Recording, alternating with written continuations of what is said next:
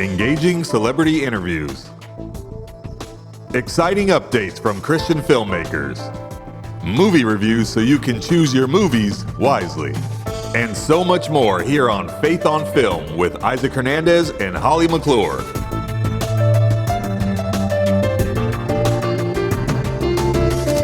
Hello, everyone, and welcome to this week's episode of Faith on Film. Thank you for joining us today. You know, Holly, we have a very special episode today, don't we? We do. It's a different kind of show about a TV show, movie actually called Homestead, that may become a TV show. In fact, it's going to in a secret way. We'll tell you how. And we interview the star actor, Jesse Hutch, and it stars Neil McDonough. And we love him, don't we? Oh, yes, we do. and I'm hoping one day we get to interview him. Yes, me too. But it's a very different movie, and it has kind of a different plot twist, doesn't it? It does. You know, it's in, I guess you could call it an end time movie, but it doesn't really deal, at least not at this point, with the second coming. It just deals with an atomic attack that has been leveled here actually in California, and then just the whole idea of a homestead. But it does deal with a rather moral dilemma that I just had never thought about as it relates to being away in a compound somewhere. Me neither. But let's take a look at the trailer and find out more about it with Jesse. Everyone wondered how the world ended. We got hit. Does the sun America's just been attacked. go on shining? But this is the story of how it began. Los Angeles has been struck by a bomb. Hold your breath. Hold your breath. It might be nuclear. I saw this. So what? We never come back. After today, our lives will never be the same. We have looting and widespread panic. Hey. Daddy has a place for us to go. We'll be together. The city's on fire. There's a guy, been planning for the big one, called a few months back, needs security people. What is this place? Welcome to Homestead. Your guys have to learn how to farm. We grow our food. We raise our animals. Can you handle yourself with a gun? This might be the most prepared location in the Rockies. Everyone's gonna want in, and I mean everyone. My family's out here, and we're starving to death. I wish we could help, but we can. You can or you won't. Our kids need us to be strong. Please. People are gonna die at this gate. They're trespassers. The hills. They're stealing your grain. They've cut off your solar power. We need a world where people help strangers, not shoot at them. Sometimes we think we're doing the right thing and then it all goes wrong. It's the end of the world. It's time for you to take full control. It's complicated. Do you think that you're above the law? Do you think that the rules aren't for you? Is this an ark, or is this a fortress? It's our home. It's the end of the world. Jesse, welcome to the show. We're excited to have you on today to talk about this amazing, exciting new show you're in. Well, thank you so much for having me, first of all. Faith on Film, I love it. I'm already in. You're already in. Yay, you are in. Well, this show, first of all, we meet Neil McDonough, and there's so many other, Neil McDonough star, and there's so many other people we love that have starred with you, but you're not new to television or movies. You've been doing this for quite a long time, haven't you? Yeah, I like to say that I'm still working on my 24-year overnight success story. Yeah, no, you're right. Our cast is incredible, from Neil McDonough to Bailey Chase from Longmire to Don Oliveira from Yellowstone to Kieran Giovanni to Tyler Lofton, Olivia Sanavia, and of course, a little sneak peek once the movie's done and you're finished watching it in movie theaters. You can scan a QR code, go home that night and start watching the TV series, which picks up right where the movie ends. And we also have Joe Wagner from Lioness and Charles Eston from the TV series Nashville. So our cast is amazing. And we still have more. So You hit the nail on the Wow. head. We have an incredible amount of talent and people, and I am beyond ecstatic to be a part of this because I could not have planned this. None of us could. God definitely just like if you sit down and you spend time with any of us as cast or crew, most of us will say something similar along the lines of, we just feel like we had to do this project. Like something in us was like, you need to do this no matter what comes up against you, do it. And we've all been doing that. And I'm not going to lie, it's really exciting now to start to see the fruit of it reach everyone else, because we've kind of been in this secluded bubble of like, let's work, let's make it happen, let's get it done, let's work together, let's film it, edit. All this stuff is happening, and now it finally gets to come to the world, and it's full circle. So I'm excited for you guys to see it. I'm excited to share it with the world. I cannot say that about everything I've ever been on as an actor, but I'm genuinely moved when I watch this, and oh my gosh, and I genuinely really want to share this story with people. I just think it's timely, it's special, it's important, it's relevant. It's not preachy, but we are going to provide you opportunity to really come into the Homestead world. So get ready. But just wait 1 second here, though, because are you saying that it's not just the movie, but the series is already done? I mean, people can scan the code now and watch it right after they see the movie? 2 episodes we have done, yes. So as soon as you're done watching the movie, there's a system set in place to pay it forward. And when you pay it forward, basically you're buying someone else a movie ticket so they can go see it. And when you do that, that allows you access to go and watch the 2 episodes, which the movie's good. It's amazing. And then when you get into the series, it's just like, we just amp it up. It's crazy. It's such a world and a universe to Homestead that I'm just pumped. I'm like, I can't wait for all of you to see it. Wow. I'm glad they're doing this, because there's so many times I see a movie and at the end I'm like, oh, I wish it went longer. I wish there was more of it. I didn't feel like, you're all into the characters and you just get left. This is fun. We can do the QR code and then go watch it and binge it. Oh, wow. That is amazing. Great. Okay. Now, Angel did this, right? So we're all familiar with what Angel's done. So they're producing and putting this out. Now, they're known for faith-based and all that. But this is a PG-13. It's got to have some edgy stuff to it. Is this like a departure from what Angel's used to? Or is it a little step on one of the edgy side? Kind of give us an idea of what the show feels like. Oh, that's a great question. So I have 3 kids, and I have a 10-year-old daughter, and then I have 2 sons that are age 12 and 13, and they've all seen this movie with me. And I think it was okay for them to watch it. It does get intense, but it's not gratuitous. It's not overly, just wild and artsy. It's very grounded, and I think it's real. It's something that I'm really proud of, because I think in the faith space, and you guys could probably attest to this as well, man, there's been so many faith-based projects that you're like, I like that, I like it, I love it. But I'm so proud of this because it's really packaged in a way that, man, the faith is not like pushed in your face. We're not going to force. We're not forcing anything. Like we have characters that are atheist. We have characters that don't want anything to do with God. We have characters that love God. We have characters that are married. We have people that are single. We have teenagers falling in love. We have a character for everybody. And so in other words, the real world, what the real world's about, not the Christian world, but what the real world, that's what it's like. And I'm glad you guys are doing that. I'm glad you're showing that realistic traits, because that's what Isaac and I talk a lot about is, how can you show, especially maybe like this, how can you show a scenario where people are at the edge of needing redemption, or at the edge of having problems, or at the edge of needing God? How are you going to show the need and how God comes in if you don't show it before? You've got to show some kind of a life or some kind of a thing to happen to feel like, okay, God came in and rescued or redeemed or whatever. You have to have that, and so many films don't. So I'm glad to hear you say that.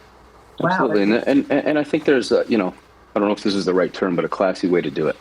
Yes. There's a way to honor it, and I think if you want to honor God, you got to honor what He made. He made people, and people have gone through a lot. And so I can take, one of my fans that love, like, let's say Christmas holiday rom-coms over here, or somebody that watches a science fiction over here. it doesn't matter what you do for a vocation. It doesn't matter if you're rich or poor. What do we have all in common? Why do we all go to a movie theater and we sit there and you're with a bunch of strangers, and yet you're all focused on one thing and your hearts move towards something very similar all at the same time? This is what a movie can do. This is what a TV series can do. And I believe this is what Homestead's going to do, because you're going to watch this and you're gonna feel something with one of the characters. I honestly think you'll resonate with somebody. It'll start with one, you know, and then it'll multiply, because I think you're gonna find characters you love, and you are definitely gonna find characters you do not love. Well, I heard the series is based on, or the movie's based on the book Black Autumn, and that people said they read the book and it scared them because it was so realistic. I mean, we've just been through a year or two, 3 or 4 of really rough political environment, where now does this movie feel like it could really happen more than ever before? Yep, absolutely. And it's such a relevant time. Like, honestly, we couldn't have planned this to come out. Like, we actually planned for this to come out at a different time, and it fell through. Wow. And by fell through, I mean God had another plan, because I think that this is coming out at an exact time. I mean, the election's over. Christmas is hitting and New Year's starting. People, you know, live through, as you mentioned, all the COVID stuff. We just had hurricanes. We have fires happening right now. I think that people are going to be surprised, because they'll watch Homestead, and we're not pushing a political agenda. We're not trying to like blame somebody. What we did was we found a world and we created it. And then we take all these people that are very much like you and I, and we drop them into this world, and then we just see what happens. And that's really what's important, is following the people, you know, following their journey. And like you mentioned earlier, you touched on this, I really liked it. If I'm sitting at home and I'm watching something and I go, okay, I really want to connect with somebody today, and you're watching this movie, and whatever, it could be about whatever you want it to be about. But if you don't take that character to like kind of a depth and a place of maybe hurt or heartache or challenge or overcoming something, and all you want to show is like the cheery good stuff, most people probably aren't going to really believe your story, because most people don't live in this world that's like everything's perfect every day. And if they do, they're probably lying to themselves. So let's be honest. We got to meet people in the mud. You got to meet them in the storm. And then once they connect with you and they go, oh, I resonate with that character or that one or her or him or that family, then we can take them to a place of hope. We can bring them to a place of healing. And that's what we're bringing to the screen for you guys. Now, I haven't, I got to admit, I haven't seen the movie yet. I definitely plan to. But from watching the trailer, it just opened my eyes to something that I kind of found to be a bit of a moral dilemma. I really hadn't even thought about this. And this is why I say this. My son is a former Army Ranger, and he right now owns a 10-acre property. His specialty was he was a sniper, and so he's all into guns and everything. And he's always wanted for us all to live in a compound.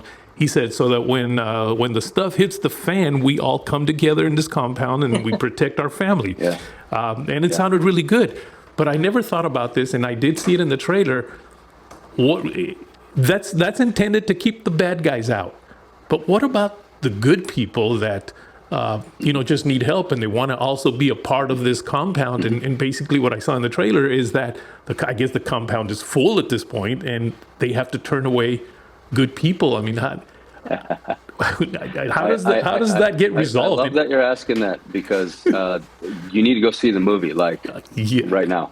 It's not out though till December 20th, but it's coming. So yes, we attacked that situation, and we're going to expose it, and we're going to show it to you all, because that is one of the massive questions in life. Is, let's say you have what you need.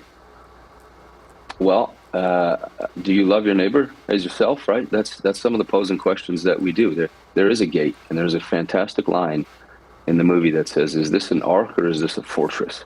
Yes. And all of us have to ask that question about our lives, no matter where you're at right now. Who are you letting in the gate, and who are you keeping out? Wow. I love that. Okay, I have to ask, how is it working with Neil?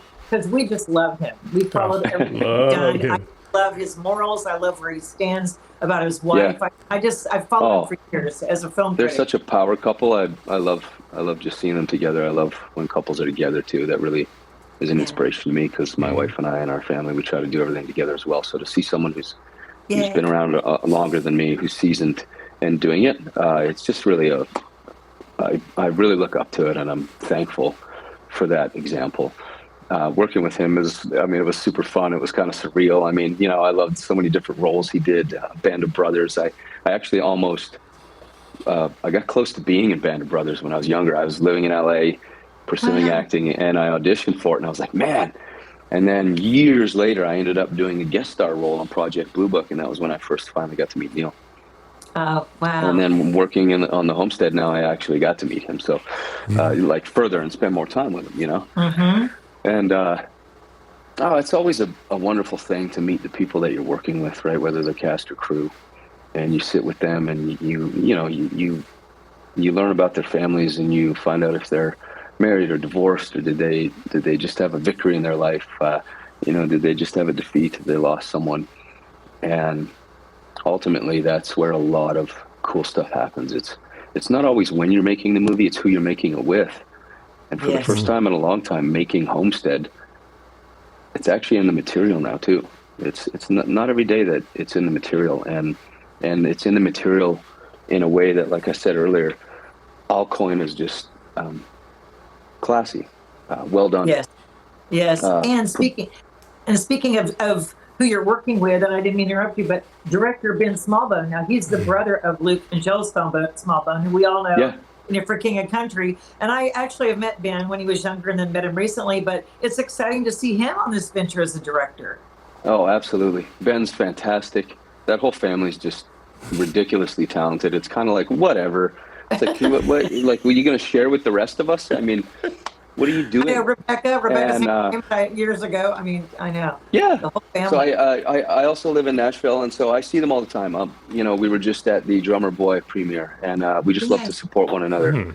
Around the whole Franklin, Nashville area, it's a community, and that's what Homestead is. It's a community. So working with Ben is fantastic. He's got a very dry, direct sense of humor. He's very collaborative. He's professional, but he doesn't stress out, and you want that in a director, right? You want someone that's kind of leading the vision, so that you feel, hey, if I'm going to do this scene and I'm just going to go full raw and just pour it all out for you, you want to trust that the camera operators are capturing, and the focus pullers got it, and the lighting's dialed in, and the editor's going to do it, and whoever they get to do music, and the director oversees all those little departments. And so when you have someone you trust, you roll on the set and you're like, I'm doing this. I'm going to leave it on the field. And that feels good. You know what I mean? Seeing the movie now, we just had the LA premiere. We have a Salt Lake City premiere tonight. And I just love seeing everybody's performances, because you don't get to see it all the time when you're working. And we have such a big cast. I still haven't even done scenes with some of the cast. So when you get into the series, you'll now, our world will start to open up. You'll be like, oh, now we get to see more cast interact with each other, and all these worlds cross. Isaac and I were talking about how you're in this movie, and then we were like, Isaac was like, yeah, he drowned when he was 19. I'm like, yeah, you fell from a 25-foot cliff, and all these things happened to you growing up. Good Lord, you are trained for this movie. I was going to ask you this question, which was, I felt, man, this is kind of a silly question, but okay, let's do it. And again, I heard you had ripped your stomach with wire when you were 10. You fell from a 25-foot rock. You drowned when you were 19. And yet, I noticed on your IMDb that you did 16 movies as a stuntman. And my question is, what were you thinking? Well, you were trained. Yeah, I've always been physical. I love training. I love being active. And so I started training in stunts right out of the gate in my acting career. And I've been doing it ever since. And so I still look for stunt work, and I'll still go out sometimes and do some stunt gigs in between acting. And sometimes I don't talk a lot about it. I just kind of do it and let it go. And it's such a wonderful opportunity. What was your favorite stunt that you did in Homestead, in the movie that was? Homestead, we didn't do anything too crazy so far that I have to be like, oh my goodness, we blew up the building and I flew 70 feet. Although I hope that's coming. I hope that we're going to do that. But no, just being that, I think really ultimately also put me in the right position to do the role, right? It's like, I mean, you think of stories like David and Goliath, and you think, well, he's out there and he's doing his job, and he's, you know, slinging rocks and he's protecting the herd, you know, the flock story. And you never, you know, he wasn't like, I'm going to fight a giant one day. He had no clue. You know what I mean? Moses had no clue that he was going to go and save a bunch of slaves, you know, and be a part of this massive movement. But yet God trained him and put him through all these things. So I do believe that for me, doing stunts, physical training, just being active all the time, puts me in a position so that when I get a call out of nowhere and I'm supposed to play a Green Beret who's been doing it for 20 some years, that at least I have a physical base that I can operate from. Because if I didn't, there's no time. I don't have time to go and train like a Green Beret. So I think it was just, it's kind of built into the plan. You know what I mean? You know, I have a son that lives in Nashville and daughter, and they're 3 teenagers. They live in Brentwood. And I just was there visiting for Thanksgiving. And I love that town. And I love that you're saying you're there with your family. I feel it's easier to be grounded in your faith and what you're doing when you're out of the Hollywood, because I was there for years and years. And yep, same. I admire you for that. You know, how has that been to have your faith and to take on certain roles that maybe it goes against what you're believing? Do you have a problem with that? Yeah, I mean, now that I'm, you know, a little more seasoned, I suppose, and been around a little longer, a little more comfortable in who I am and who I don't want to be, it's easier for me to push back if that comes up. Yeah. But as you do it longer and longer, you live in a way that it almost never even comes up. But, oh yeah, first 10, 12 years of my career, everything came at me. They wanted, you know, they always wanted to hire me to be the guy who cheats on the marriage, you know, is sleeping with all the girls. I'm in all the fights. And although that is reality for a lot of people, and that's a story that sometimes maybe needs to be told so you can find redemption and healing through all that, I just felt like I wasn't the performer to tell those stories. And you have to figure that out. And yet you know, everyone has different convictions. You need to find out what those are. Some of them you know immediately, and you can go like, I don't want to do nudity. Draw the line in the sand, I'm done. Some of them you have no idea. It's like you imagine, you know, and I've used this in a lot of interviews, but it's because it's true. You know, I had to decide, which was already decided before. I just didn't know I had to make it a public decision, that I'm not going to do any scenes where I make out with animals. That literally came up in an audition. Wow. I thought they were kidding. And they're like, no, yeah, we'd love for you to play this guy. And he like, you know, he has this makeout scene with a horse. And I was like, ha, ha, ha. What? And they're like, and they're all dead serious. And nobody laughed. And I was like, oh my God. Oh, you serious? You serious?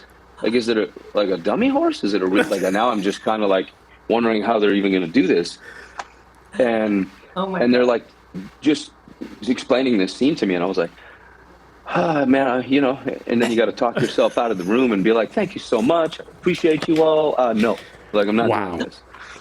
So anyway, sometimes you think you know what your moral boundaries are, which I did, but I didn't know I had to make that one public. Oh my gosh. I have a real quick question.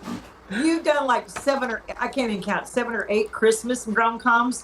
What's your favorite one? It's Christmas time. What's your favorite one you can suggest that people can watch that you're in? Oh, snap. So I just did an interview and someone asked me, do you know how many Christmas movies you're in? And I actually didn't know the answer. So now I know the answer because they told me. So I'm in 11. We do our research. 11. There's 11 Christmas movies that I'm in. And I was like, whoa, how did I even get here? Well, praise the Lord. Christmas is fun. And you know what? Let It Snow is still probably one of people's favorites. Okay. It's it kind of, I guess I could probably say iconic. Like people watch it a lot. And it just ended up on Great American Family. I just helped produce and acted in A Little Women's Christmas, which my daughter, who's 10, has her acting debut. So that was really special for me. And she nailed it out of the park. She's so good. And I think if she wants to do this, I think she could do this really well and probably better than me by far. She's got a great example of her dad, that's for sure. That is for sure. Thank you. I want to ask before Isaac, we go, is there anything, Jesse, that we can pray for you? Like, because our audience can pray for people in the interview if they say, is there something that if you don't, that's fine. But if you have an area of something you want us to pray for you, we'd be glad to do that and encourage people after they watch this interview to do that for you. No, thank you. I appreciate that. That's always a really good question and always, you know, you don't want to go on and on about what you need to pray about. Yeah, it's like that's okay. I'm always praying for a lot of the core things.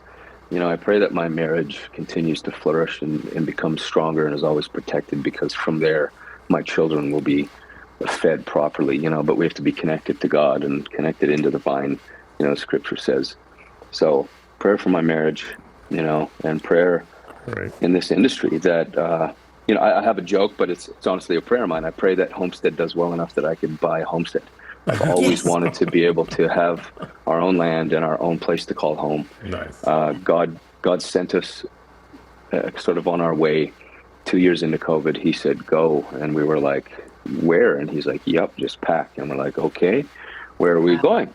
And he's like, you're going to go that way. And we're like, okay, we're going south. Excellent.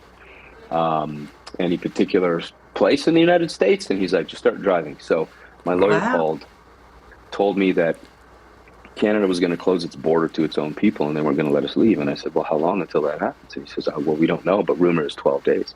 So we left in about 6 days. Everyone in my family got one piece of luggage, and we had 4 bins, and we got into my pickup truck, 3 kids along the back, you know, at that time, maybe ages 8, 9, 10.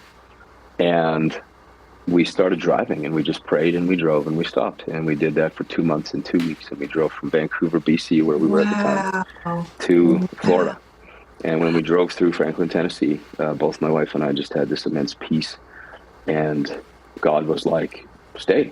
And in your mind, you're going, oh, like, okay, wow, okay. I had no idea. Love this place. It's beautiful, gorgeous. The people are amazing. But what about my career, Lord? What do you want? Like, nobody moves here to do this. And I have never witnessed more people moving there, and more film happening, and more meetings and people of faith coming. Like, every day I'll meet somebody who's like, I just moved here. God told me to do it. And you're like, what is happening? God's like moving people, and we're moving and grooving, and I don't know what's up.